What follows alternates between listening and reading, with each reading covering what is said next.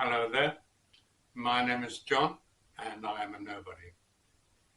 It's hard to underestimate the power that Bob Dylan had or has over certain generations, and even people like me, nobodies like me, have been influenced by him.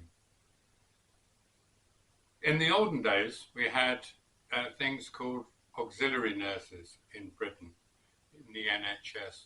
They were the bottom rung of the nurse ladder and didn't receive as much training as a normal nurse, but they were still trained.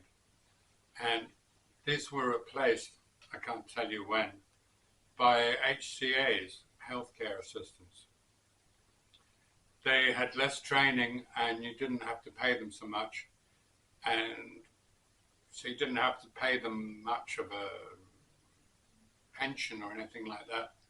So it saved the NHS lots of money, which maybe they could spend elsewhere on things like diversity consultants, I don't know.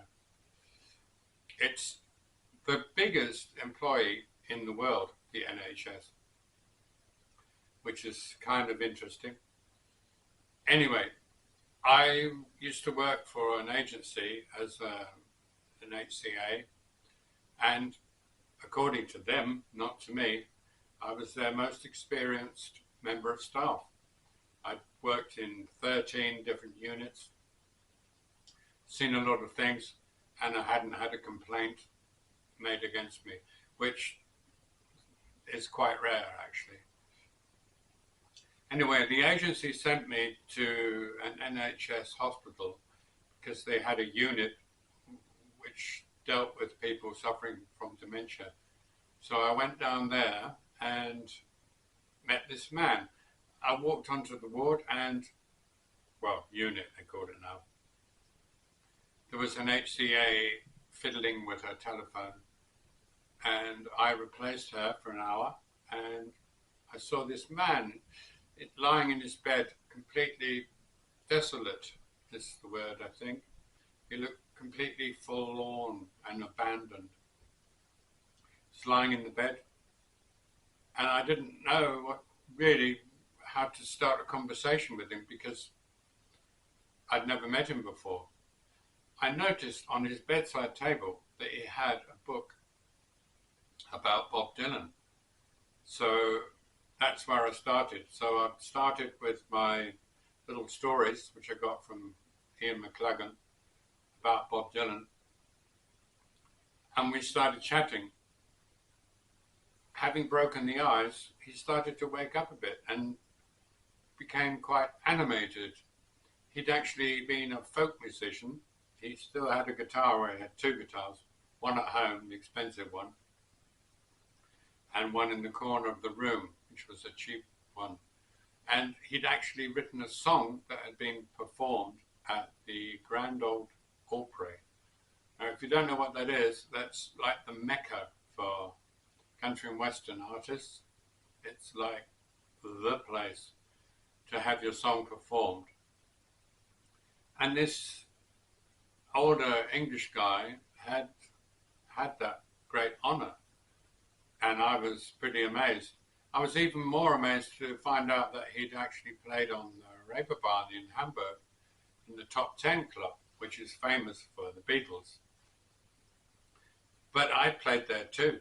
And I said to him, you know, we're probably the only two people in this whole area who have played in that club.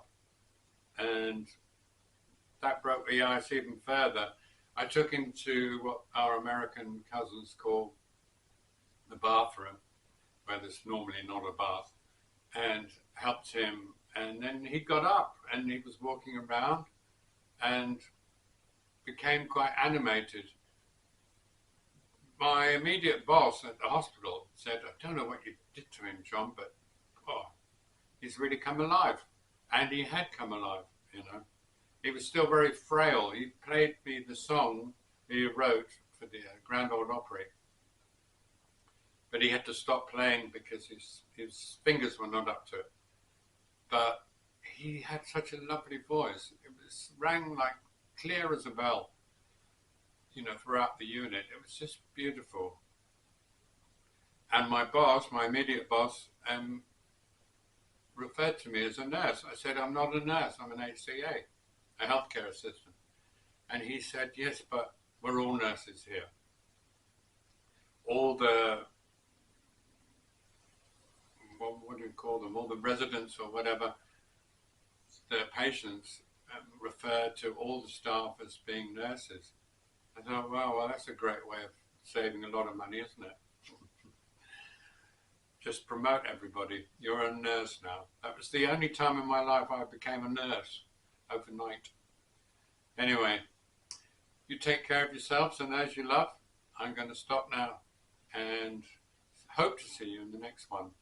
Give it a thumbs up if you want. Take care of yourself and bye for now. Tschüssikowski.